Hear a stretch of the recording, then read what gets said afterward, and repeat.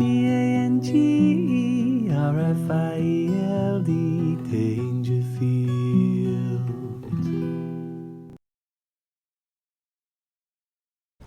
Hello there, welcome back. We've got another Dragon's Den video. Now, if you didn't know, you can give donations in the comments. So if you enjoy my Dragon's Den videos and you want to encourage me to do more, there's nothing more encouraging than a few quid. So I'll just put that out there. Sorry I haven't done one of these in a while, but it's not my full-time job, so life gets in the way of this sort of stuff. This one was actually suggested to me by a viewer.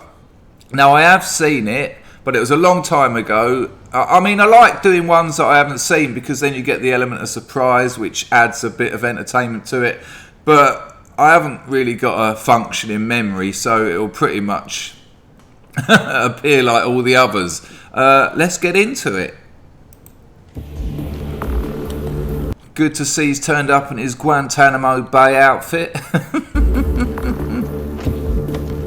Oh, God, by the look of Peter there, this is old. I haven't got a date on it. I did look. I did try and find out. I'm guessing about 2008. It's weird. It's weird to have a Dragon's Den haircut calendar, but it functions quite well. Experience has shown.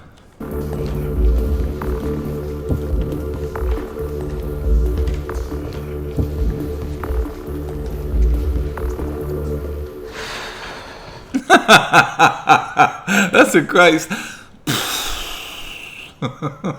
KAR Doctor, spelt with a K. Whoa. That's amazing. This is the bloke who turns up in your house in the middle of the night. I've come to clean your shoes. Hello, Dragons. My name is Lee Wood, and I am the Managing Director of KAR Doctor, a motoring business with a difference, a unique difference. Okay.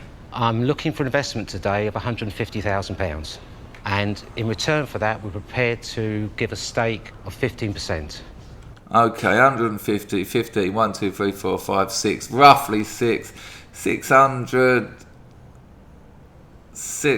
900 grand, roughly 900 grand. He values his business at just short of $1 million. Actually, it's probably about $1 million. You do it. You do the maths. I ain't got time for that. You probably are all aware of companies such as NHS Direct and PC Line, both of whom offer help and advice to the general public on health matters and computer problems. My company, which I believe is the first, and will be the... Why does he look like he's having the time of his life? I kind of like him. He's like a little sort of friendly gnome or something. best is being designed to offer help and advice to the motoring public. I like the way he keeps referring to we and us, and I've got a funny feeling this business is just him.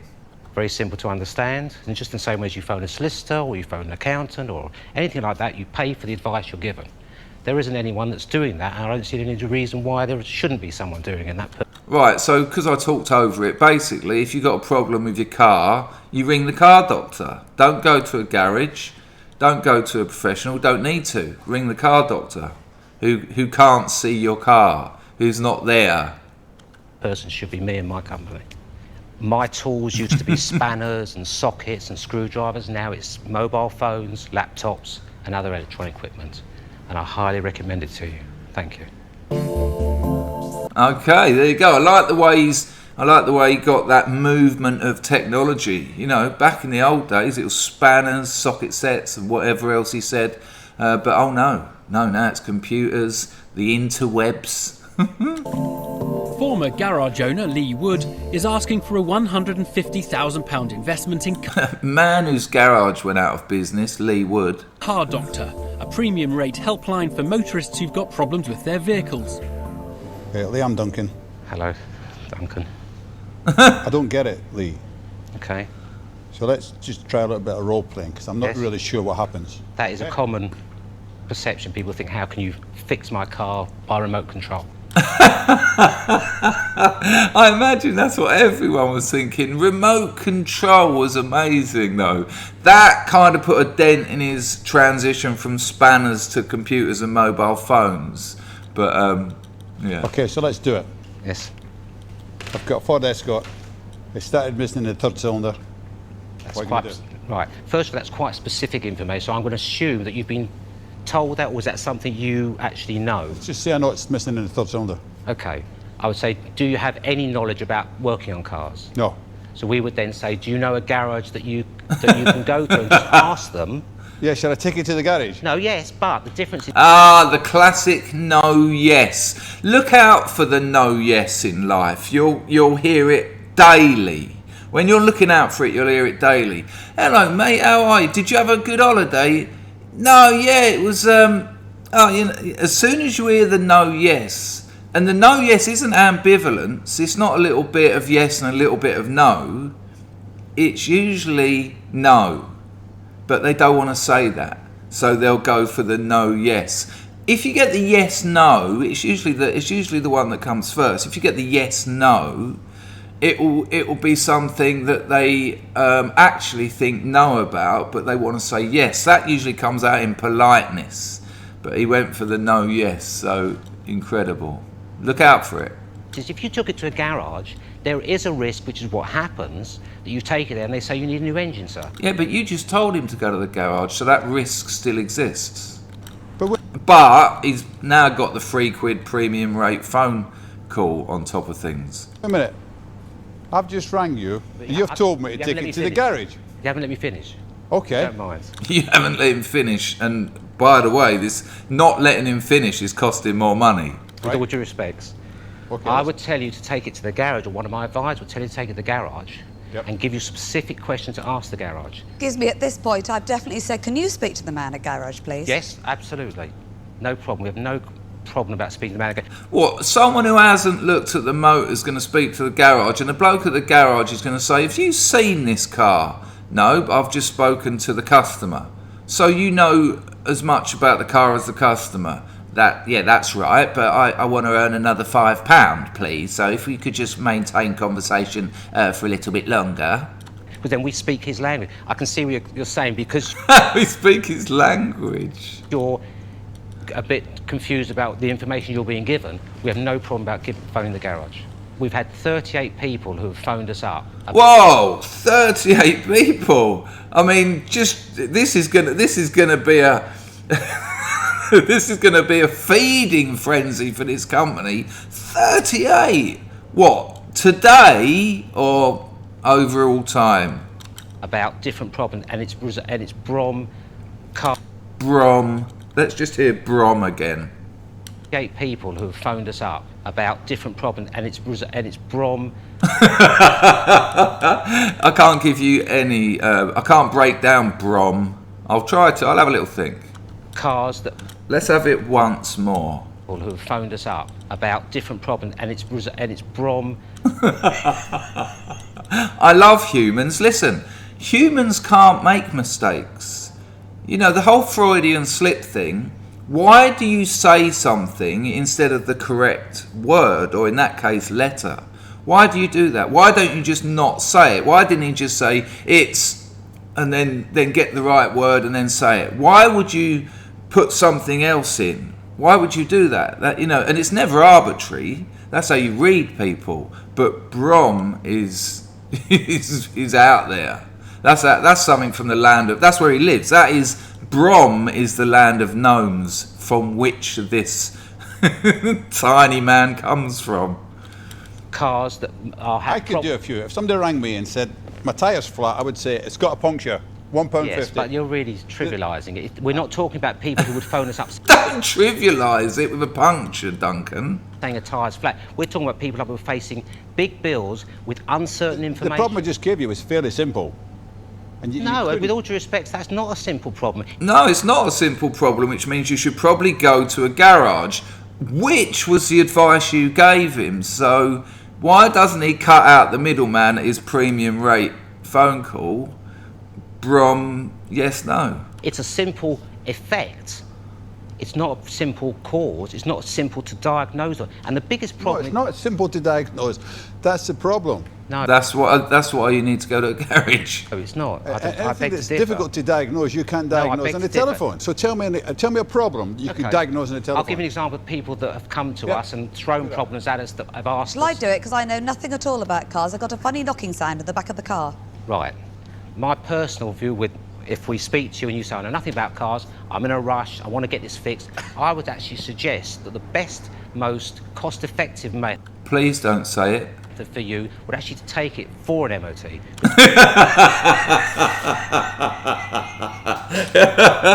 Go to a garage. That's car doctor slang for take it to a garage. 2 out of 2 is brilliant. Because they will check every aspect of your suspension on an MOT. We've asked you 2 questions, and both of them you've either referred us to a garage or to go and get an MOT done. But we don't And you get an MOT done at a garage. come to you. We're an advice line. It's not looking good from Guantanamo, Brom. Lee is failing to explain the advantages of Car Doctor. Deborah Meaden is struggling to see the benefit of the service. Duncan Bannatyne has heard enough. Lee, you haven't convinced me at all that you can in any way help me to solve my problem. It's just a complete and utter waste of time to think you can diagnose a problem in a car by telephone But it's or not by just email. Problems with a car. I could give you plenty of other examples, Duncan, that would make 38, Duncan. you realise that this is possible. You're focusing on something that you think There is are- impossible to solve. There are And I think there are some very small problems Problems, please, Duncan. you could answer. You no, could there are solve. some very big problems we There can are solve, some. and we have there's done. a small percentage of problems in cars could be resolved with a very small percentage. So you're never going to make any money whatsoever. I'm not with you. I'm not riding in this car, mate. I'm out of it. I'm gone. I'm not riding in this car. Now, I don't know if they're going to go on to talk about how much business he's had, what his turnover's like. They obviously edit these things for entertainment purposes, but if he could come back and say, he already has said 38, let's hope that's a day, because if it's anything more than that, including 2 days, this business is going nowhere. But he might come out and say that they get 750,000 people a year call. If each of those calls is 2-3 quid, that's a great revenue for very low overheads. What a trained mechanic with a telephone, maybe 2 or 3. Then if people actually make that call, it's a fantastic business. I mean, what? You don't even need an office. You can do that from home. 3 or 4 mechanics sitting at home, waiting for the phone to ring. Separate phone, obviously, because you don't want to pick it up and go, hello, car doctor, and it's your mate or some woman you're trying to charm and take her to Brom for the night.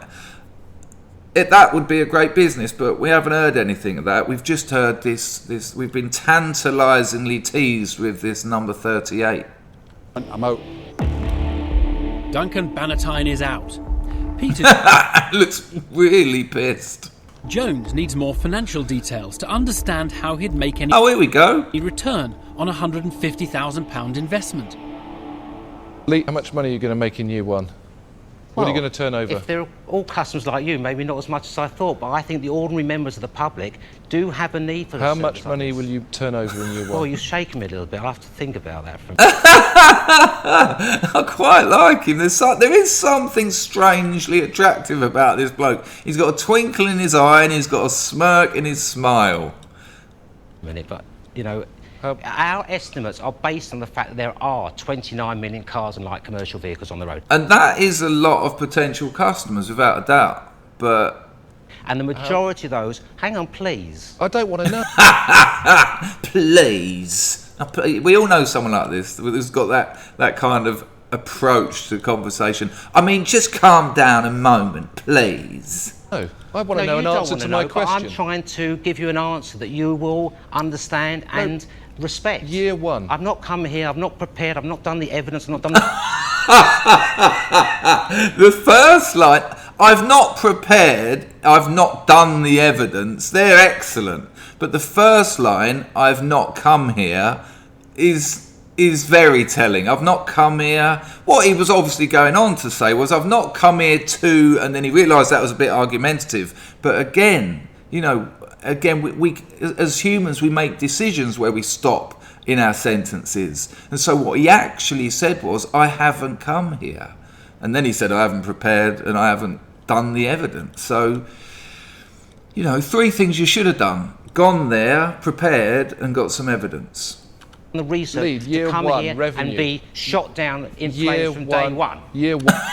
From day one, like it's like a 6-week process. Let's have all that again, because I did kind of confuse the issue, and it's brutal. It's not done the research Lead, to year come one. here. Hang on. Respect. Year one. I've not come here, I've not prepared, I've not done the evidence, I've not done the research Lead, year to come one, here revenue. and be shot. Oh no, I'm wrong. What he says is he's done all that, but not to be shot down. I apologise, I got it completely wrong. The gnome from Brom has proved me wrong. Fair play. He's standing up for himself and the people of Brom. Shot down in Year flames from day one. Year one revenue. What is it? Year one revenue, we estimate about 150,000 How can you generate £150,000? through calls through the internet. Isn't that about 8,000 calls a month at £1.50? Yeah, we had 5 advisors. So you need 2,000 calls a week. Peter's absolutely done the numbers, and I've got a funny feeling they're not going to reflect in our man's predictions. 5 advisors answering 5 calls an hour, 5. You need approximately 400 calls every working day. Wow. How are you going to do that? And how many people? 20 advisors. 20 advisors. Yeah. And what are you going to pay them? £7.50 an hour.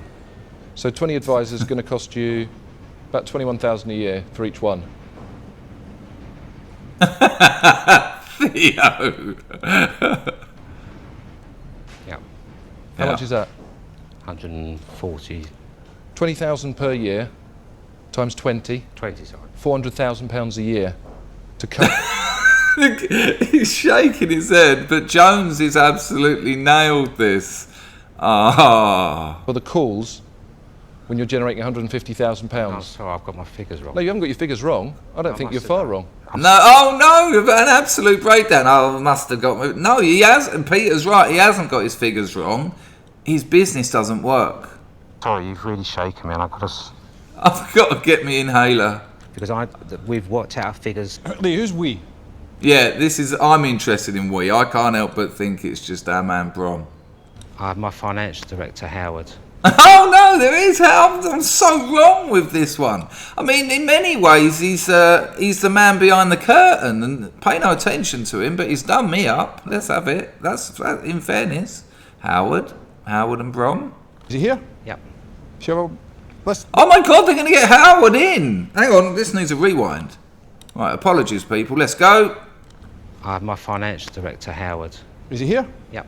Shall let's bring him up. Let's chat to him. Duncan's only doing this for the lols, 100%. Let's have a look at Duncan's face when he says it. Look. Do you think Duncan wants Howard in to get these numbers in order, or to increase the entertainment? Have a look at Duncan's expression. But, Is he here? yep. Shall let's bring him up. Let's chat to him.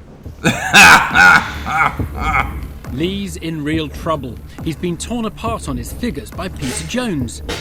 If his financial director Howard can't piece the projections back together quickly, Lee's chances of investment look slim. We've just got stuck on the first year figures. I rather gathered you were talking about figures. Good afternoon. Howard, Oh my God, the used car salesman on this fella with the nicotine-coloured glasses. I'll carry on the line of questioning. What I asked Lee was, what was the total revenue he's expecting in year one? He said £150,000. Yes. Jonesy did not let Lee Brom, did not let him prep him in any way. So he's immediately got this fella, Howard, to confirm his 150 grand mistake. That's darkness. This is an assassination. This is savage. Said, what do you need to generate that? Yes. 20 advisors, 20. £150,000 worth of income at £1.50 per call. No. So take me through the numbers. You have shaken me, and I do apologise. I'm not. I've never heard anyone admit to being shaken. No, Trying to It's mislead you. 150,000 revenue. That's generated from 15,000 calls. 15,000 calls. Yes, So that's it's- well average bringing £10 a time. Wow, 10 quid for someone to tell you to go to the garage. That's incredible.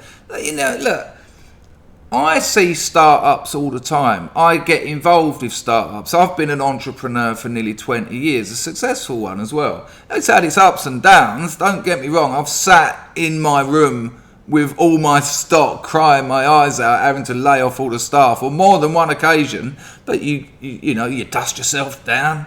You know, you get back to Brom and you make it work. But you know, a lot of people come to me for advice, and they're always ridiculously over-optimistic. I think because they need to be. I think you know, you've got to turn. I've said this on many Dragon's Den videos. Depending on what your margin is, your profit margin, whether it's a product or a service, depending on what that is, but you've got to be up somewhere in the 70-80% profit margin on your product or service, and be turning over about 3 million a year to be earning net profit of about 200-300 grand. And that doesn't sound tempting, does it? What? Hang on, we turn over 3 million, and I end up with, and you've got to share that, you know, you've got to share that with any other partners you've got. And so I think startups are always, out of necessity, optimistic, you know, blindly optimistic. You know, he says an average of £10 a call, 10 quid. What's that, £1 a minute? 10 minutes talking to someone, and that an average. So some of those calls are going to be 20 minutes. And where businesses like this are going to survive on word of mouth, like a lot of trades do. Locksmiths survive on word of mouth. You know, carpenters survive on word, and mechanics survive on word of mouth, really. Yeah, there's some marketing and advertising here and there, but that's fucking expensive in today's climate. So word of mouth is great. And if you spent 20 quid talking to a bloke who pretty much at the end of it, what, are you going to get your socket set out and you're going to, hang on a minute, what colour wire, what, just chop that. Oh, sorry, I've done it, yeah, okay. And by the end of it, take it to a garage. So you've got the 20 quid call on top of that. Ouch. Let's go. So you 2-3 people at most to operate that to that standard. Howard's clarified the figures, but has he done anything to reassure Deborah Meaden about the business? I think what you are misunderstanding is the issues that you are going to cause, not solve. Because if you give me advice and my car goes wrong, I'm going to sue the living daylights out of you.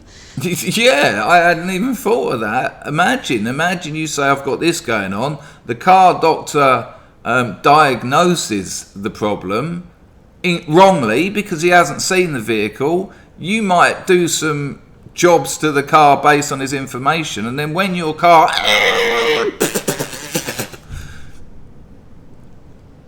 who are you going to sue? Car doctor.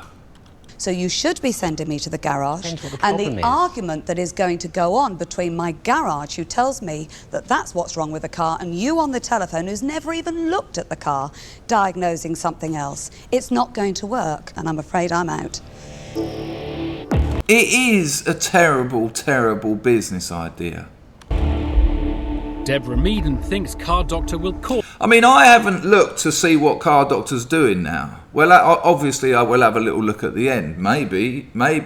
I mean, it could work.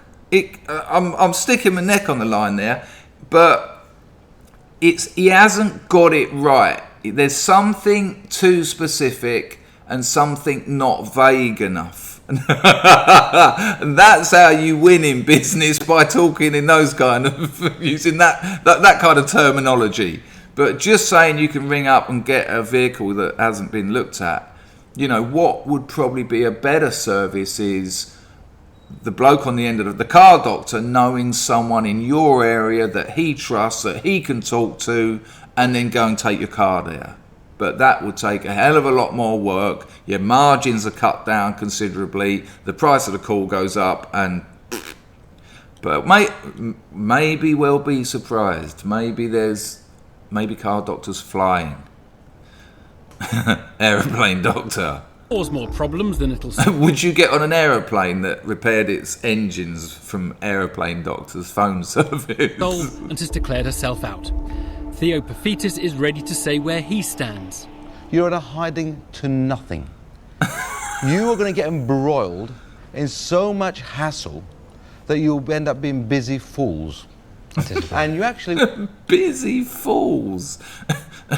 As opposed to free time fools that they are now. won't have operators generating income all the time. You'll have people trying to undo hassle that's been caused by dealing with... I've been dealing with hassle for 20 years. That's right. It is solvable. Yeah, over it the is. phone With time or... and money.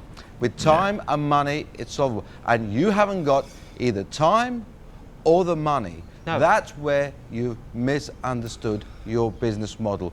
And when you get one unhappy customer, you're going to spend one of your operators a whole day because that person is going to be jumping up and down and screaming. That's the way it's going to end up. And for that reason, I too will not be investing. Lee's chances of securing £150,000 for a... You know, imagine your mother or your partner has got a problem with their car, and you the pair of you are about to go on a cross-country drive, holiday maybe, or pick up your sister from university, and you get in the car, you go down the road, and it's gang, gang, gang, gang, gang, and your mother or your brother or whoever. I don't drive, that's why I'm talking as if someone else. And then you go, oh, that doesn't sound good, and you'll go, well, take it to a garage. And then she says, no. There's a phone line where they advise you. No one's going to say, oh yeah, do that. No one's going to say that. They go, no, take it to a garage, man. Have someone who can look at it. Because, you know, what you're going to say is going, gang, gang, gang, gang, gang. No, not appealing. It actually is unappealing as a solution to a potentially fatal problem. 15% stake in his business are dwindling fast. His only hopes for investment now lie with Peter Jones and Richard Farley. Farley ain't giving a nut. Does Richard Farley, I mean, look at him, he's aristocracy gone to seed, but always very well presented. This geezer, does he look like the kind of bloke who's investing in Car Doctor? He looks like the opposite of the kind of the person that invests in Car Doctor. If you'd have come in today and said, I would like 30,000 to try this idea, I would have said, okay, 30,000, let's experiment with this concept.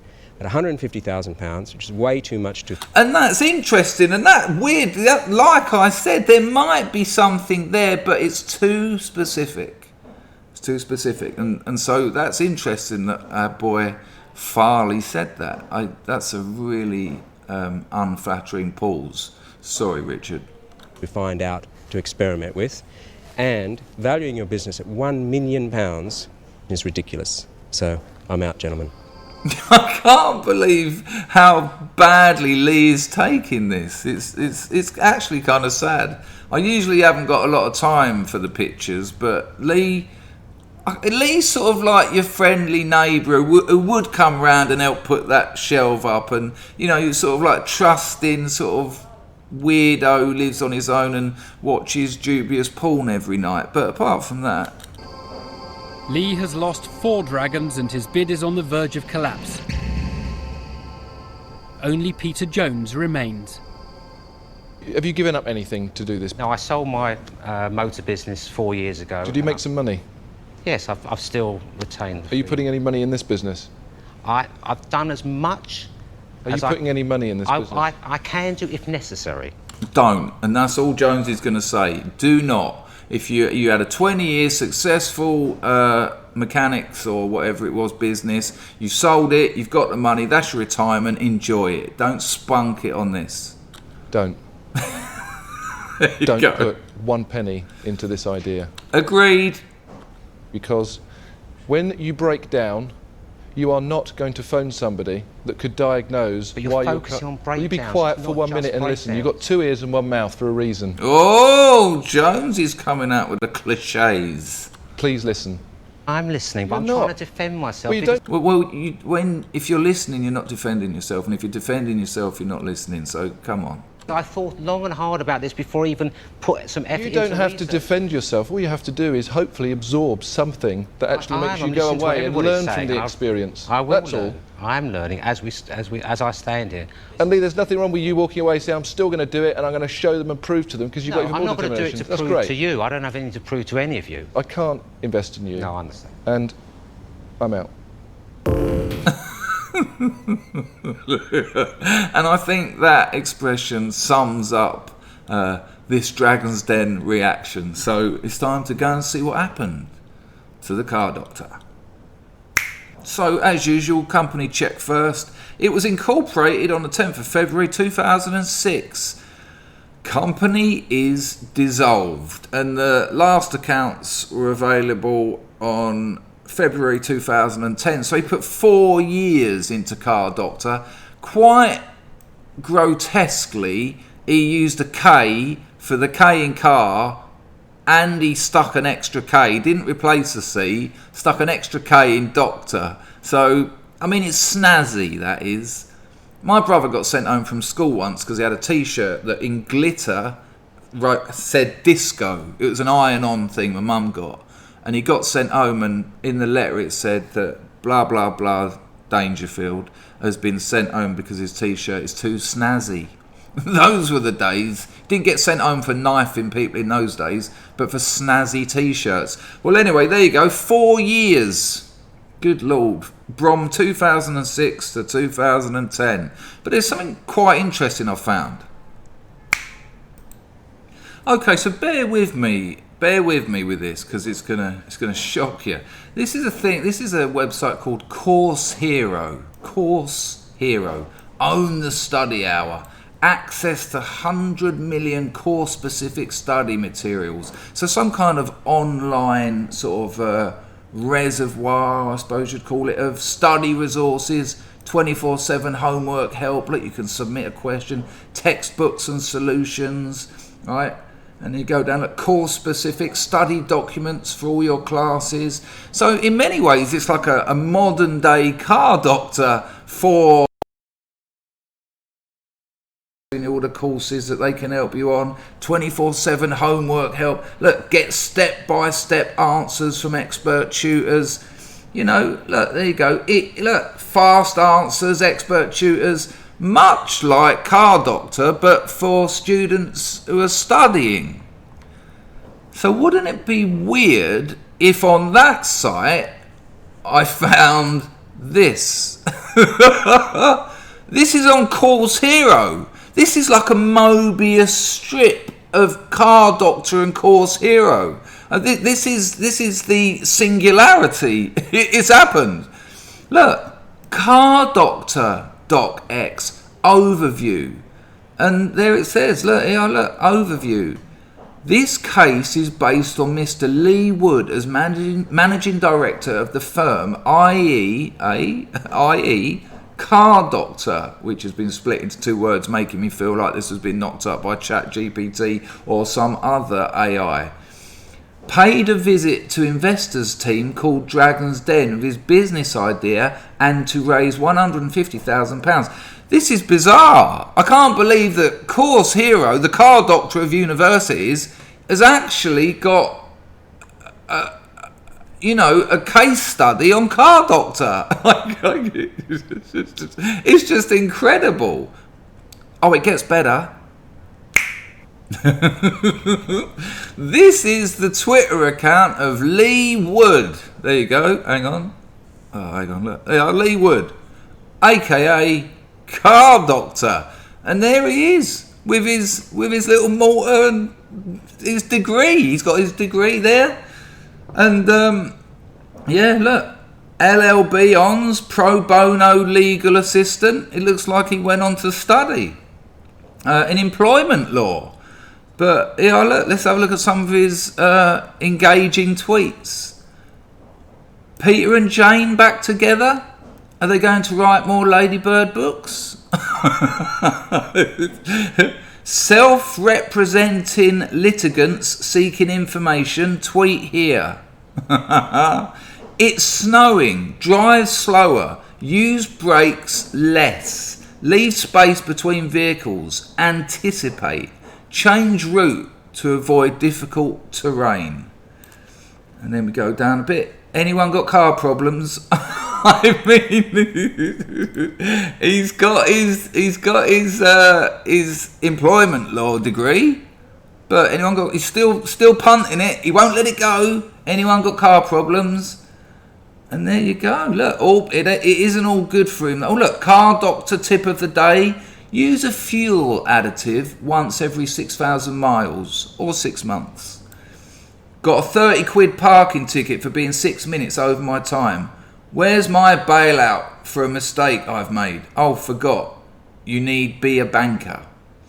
So there you go. That's it. And his last tweet was in 2009. He looks like he gave up on it.